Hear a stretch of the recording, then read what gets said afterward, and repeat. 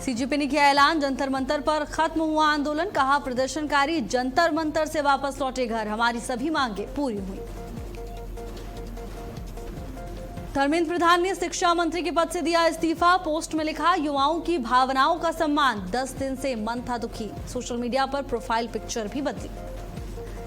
CJP ने धर्मेंद्र प्रधान के इस्तीफे पर दिया बयान। कहा, देश के युवाओं ने कर दिखाया, लोकतंत्र की जीत हुई। दिल्ली के सभी मेट्रो स्टेशन के गेट खोले गए। राजीव चौक, मंडी हाउस समेत सभी 18 मेट्रो स्टेशन के खोले गए एंट्री गेट। आगरा में सीएम योगी आदित्यनाथ का संबोधन। कहा, जनता ने डबल इंजन को आशीर्वाद दिया, अब आगरा में उद्योग लगने से कोई रोक नहीं पाएगा।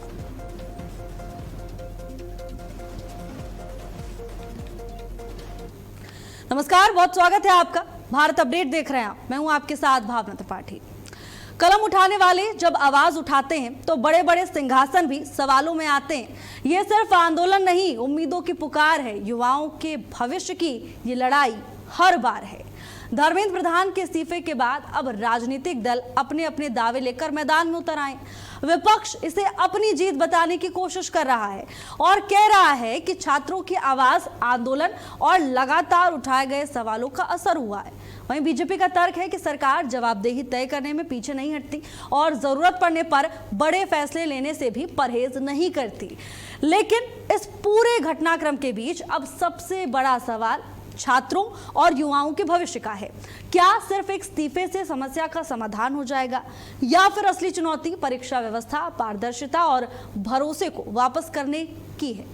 क्योंकि राजनीति में इस्तीफे अक्सर सिर्फ प्रशासनिक फैसले नहीं होते, बल्कि उनके पीछे संदेश छिपा होता है। विपक्ष अब इसे सरकार की कमजोरी के तौर पर पेश करने के पूरी कोशिश में जुटा हुआ है, लेकिन दूसरी तरफ सत्ता पक्ष इसे संवेदनशील और जवाबदेही का उदाहरण बता रही है। सवाल यह भी है कि क्या किसी मुद्दे पर आंदोलन की सफलता का पूरा श्रेय सिर्फ राजनीतिक दलों को दिया जा सकता है या फिर इसमें छात्रों की भूमिका, जनता की चिंता और व्यवस्था में सुधार की जरूरत को भी केंद्र में रखना होगा। आज की चर्चा में इसी पर बात करेंगे कि प्रधान का इस्तीफा आखिर क्रेडिट किसका? क्या विपक्ष के दबाव से सरकार को फैसला लेना पड़ा? क्या बीजेपी का कहना सही है कि जिम्मेदारी तय करने की प्रक्रिया का हिस्सा है? क्या छात्रों की लड़ाई को अब राजनीतिक श्रेय की लड़ाई में बदल दिया गया है? और सबसे बड़ा सवाल, क्या इस्तीफे के बाद अब व्यवस्था में बदलाव की उम्मीद पूरी होगी? तमाम सवाल लगातार बने हुए हैं, लेकिन जो सबसे बड़ा केंद्र है इस चर्चा का कि अब विपक्ष जब ये आंदोलन सफल हो गया है तो इसकी क्रेडिट लेने की कोशिश कर रहा है। लगातार ये चीजें सामने आ रही हैं, सभी अपनी अपनी प्रेस कॉन्फ्रेंस कर रहे हैं, अपने बयान दे रहे हैं, वीडियो जारी किए जा रहे हैं और ये जताने की कोशिश की जा रही है कि आंदोलन सफल हुआ है क्योंकि राजनीतिक दल सामने आए, क्योंकि विपक्ष सामने आया। दूसरी तरफ सत्ता पक्ष का यह दावा है कि कहीं ना कहीं सरकार जवाबदेही की प्रक्रिया तय करने में कभी पीछे नहीं हटती और इसीलिए यह फैसला लिया गया है। इन तमाम चीजों के बीच जनता किस चश्मे से इस पूरे मामले को देखती है? क्योंकि देखिए, छात्र तो कई दिन तक सड़कों पर थे, अब बीच में विपक्ष आता है। अब जब तमाम मांगे सरकार की ओर से मान ली गई हैं तो ये कहा जा रहा है कि विपक्ष के दबाव में ये फैसला लिया गया है, ये दर्शाने की कोशिश की जा रही है। और इसी पर चर्चा के लिए हमारे साथ कुछ खास मेहमान जुड़ गए हैं, उनसे आपका परिचय करा देते हैं। चंद्रशेखर त्रिशूल जी हमारे साथ, वरिष्ठ पत्रकार। चंद्रशेखर जी, बहुत स्वागत है आपका चर्चा में। और साथ ही पंकज पांडे जी हमारे साथ हैं, राजनीतिक विश्लेषक के तौर पर।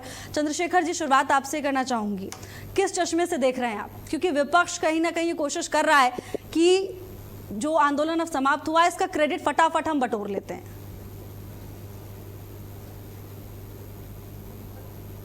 चंद्रशेखर जी, अनम्यूट कीजिएगा अपने आप को, आपकी आवाज नहीं पहुंच रही।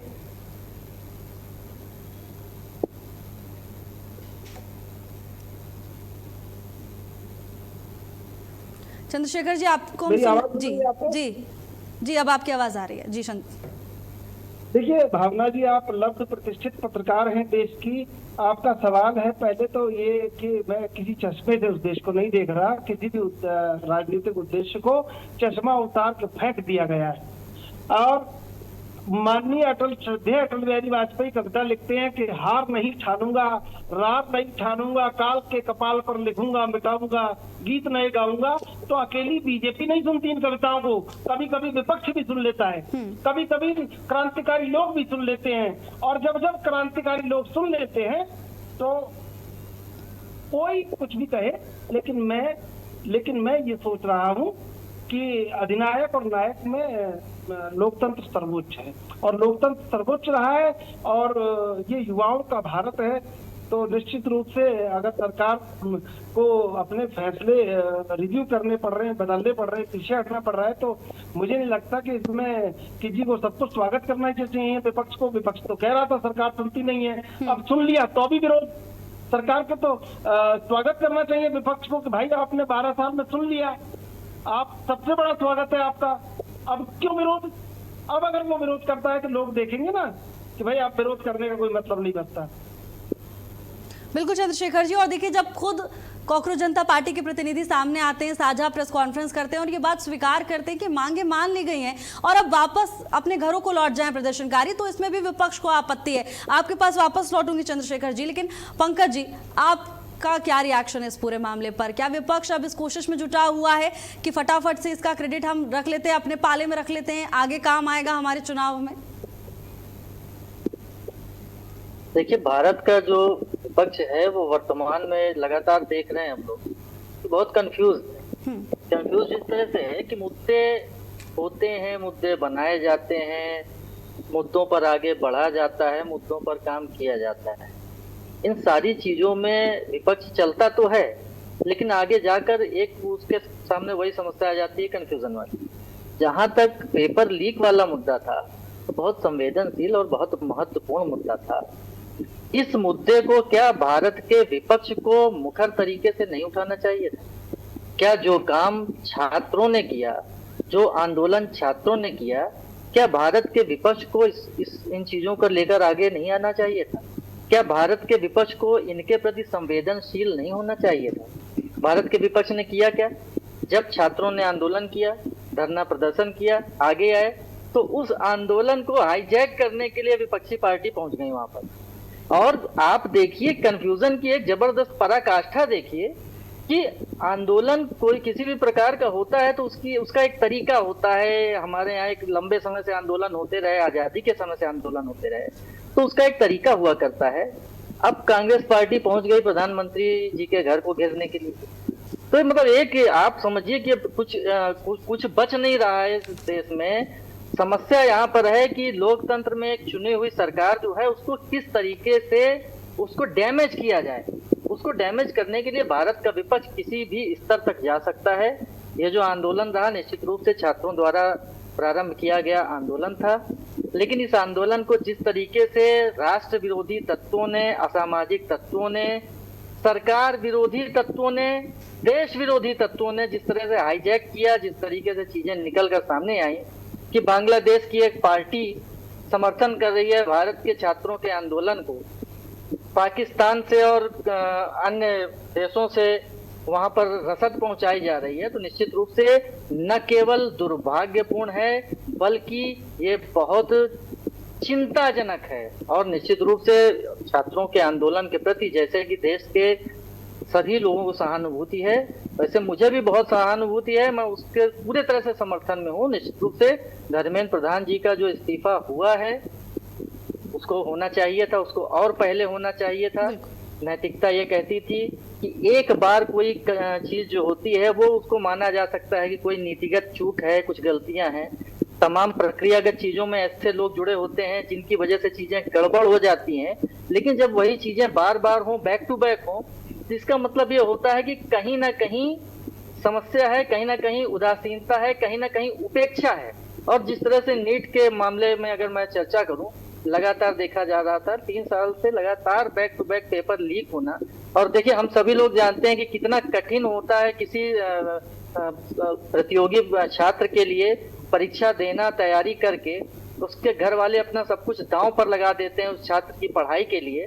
और जब वो परीक्षा देकर आता है और ये श्योर होता है कि इस बार तो मेरा चयन हो ही जाना है, और शाम को उसको पता चलता है कि पेपर लीक हो गया है, परीक्षा दोबारा होगी, तो उस पर क्या बीतती है, उसके घर वालों पर क्या बीतती है। और निश्चित रूप से ये कदम बढ़ता है, आत्मघाती कदम इसमें लोग ले लेते हैं। तो निश्चित रूप से हम लोगों ने देखा भी कि बहुत से छात्रों ने आत्महत्या किया, जो कि बहुत दुखद और दुर्भाग्यपूर्ण रहा। बिल्कुल पंकज जी, तो ये सारी चीजें तो देखिए, और यही कारण है क्योंकि जब आपकी जीत सच के लिए होती है तो आपका मुद्दा जब सच का होता है तो आपकी जीत जरूर होती है। पंकज जी आपके पास वापस आऊंगी, लेकिन चंद्रशेखर जी ये बात तो ठीक है कि ये कदम सामने जब आया सरकार की ओर से, ये फैसला लिया गया, उसमें देरी हुई, लेकिन विपक्ष ने भी तो समर्थन दिखाने में देरी की। लेकिन अब जब ये आंदोलन सफल हो गया है, छात्रों की मांग पूरी हो गई, तो श्रेय लेने से बिल्कुल पीछे नहीं हट रहा है विपक्ष, उसमें बिल्कुल देर नहीं हुई विपक्ष को। नहीं, विपक्ष और पक्ष को पूरा देश देख रहा है। और छात्रों ने जैसे अपना हक लड़के ले लिया, युवा को उल्टा कर देंगे तो वायु होता है, हवा उल्टी बहने लगी, उनने अपना हक ले लिया। अब देश ये जानना चाहता है कि जैसे छात्रों ने अपना, युवाओं ने अपना हक ले लिया, क्या विपक्ष देश की जो प्रमुख मांगे हैं, जो जिन मांगों पर विपक्ष अड़ा हुआ है कि ये होना चाहिए, ये नहीं होना चाहिए, इसके लिए सरकार को प्रतिबद्ध होना चाहिए, इसके लिए सरकार को कटिबद्ध होना चाहिए, तो ये अब देश देख रहा है, 150 करोड़ का भारत ये देख रहा है कि भाई विपक्ष की भूमिका अब क्या होगी। आपने श्रेय लेने में तो भूमिका अपनी सशक्त कर ली है, निश्चित रूप से होनी चाहिए, कर लीजिए, लेकिन आपके खुद के हौसले कितने बुलंद हैं ये भी तो देश देख रहा है। और ये भी तो देश जानना चाह रहा है कि अगर जैसे 12 साल में अगर छात्र लड़ने बैठे और छात्रों ने लड़कर, युवाओं ने लड़कर अगर भारत के भविष्य का आज नया इतिहास 2026 में लिख दिया है, तो विपक्ष को भी उतना ही जिम्मेदार होना होगा और विपक्ष को भी ये तय करना होगा कि हाँ, हमने भी सरकार को ये बात मानने पे मजबूर किया है, प्रतिबद्ध किया है, कटिबद्ध किया है।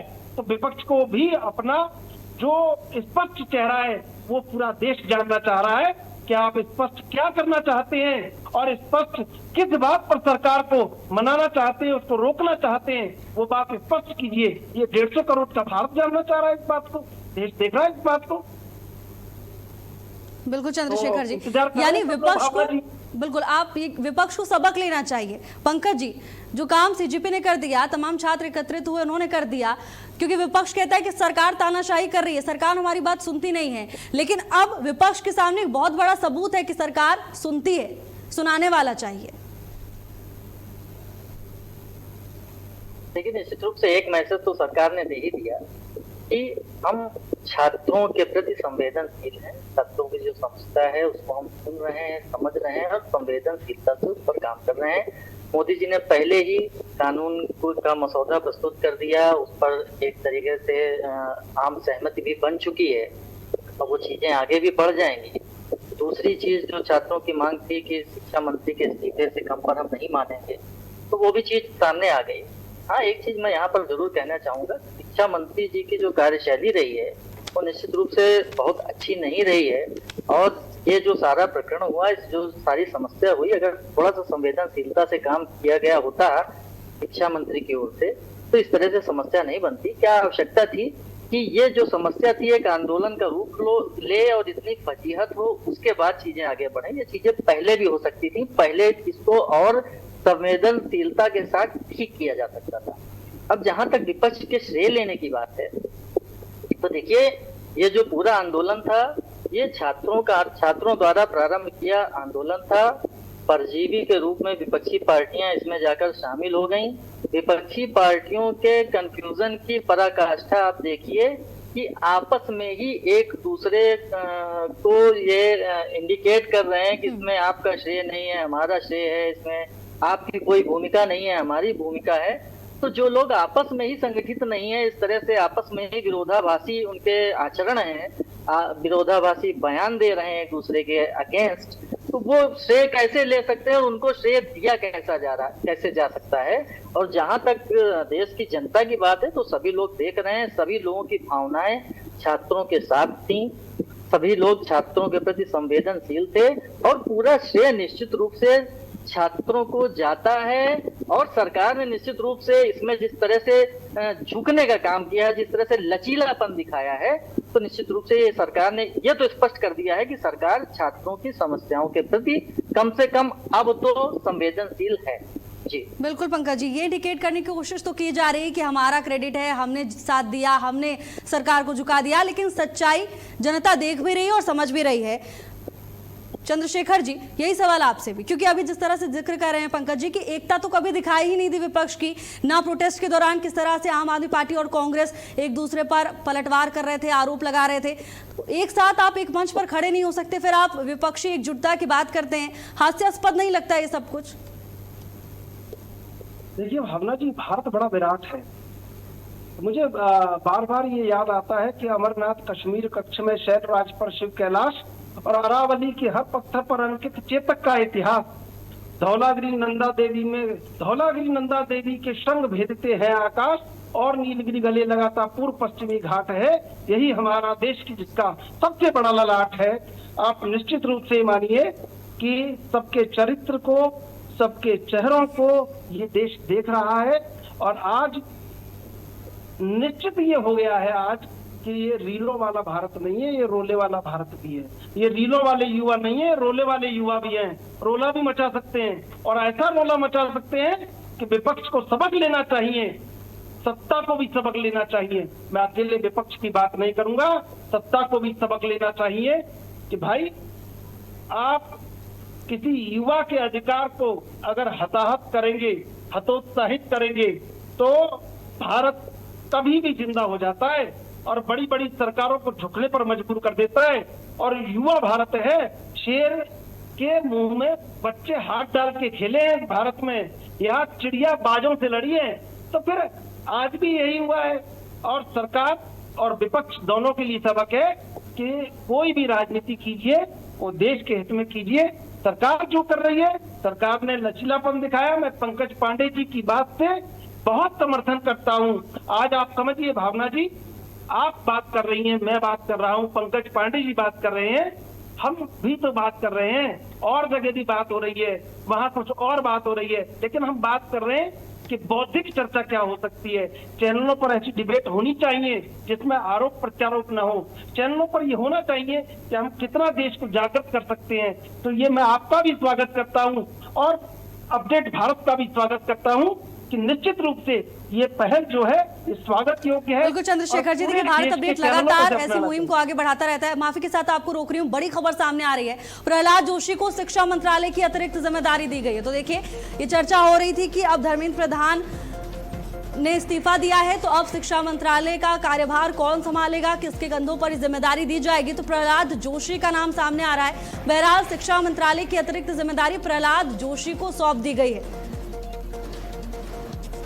अब जिस तरह से प्रहलाद जोशी का नाम सामने आया, जाहिर तौर पर सोच समझकर बड़ा फैसला लिया गया होगा सरकार की तरफ से, पार्टी की तरफ से, क्योंकि कहीं ना कहीं अब जो नए चेहरे हैं यानी प्रहलाद जोशी जिनको अभी जिम्मेदारी दी गई है, उन पर चुनौतियों का बोझ थोड़ा ज्यादा होने वाला है, क्योंकि छात्र, अभिभावक, देश लगातार ये सवाल पूछ रहे हैं आखिर व्यवस्था में सुधार होगा कैसे। तो प्रहलाद जोशी पर बहरहाल भरोसा जताया गया है, ये जिम्मेदारी सौंपी गई है प्रहलाद जोशी को। अतिरिक्त जिम्मेदारी शिक्षा मंत्रालय की निभाते हुए प्रहलाद जोशी नजर आएंगे। स्नेह कमल हमारे साथ जुड़ चुके हैं तमाम जानकारी लेकर। स्नेह कमल, प्रहलाद जोशी के नाम पर मुहर लगी है, क्या जानकारी?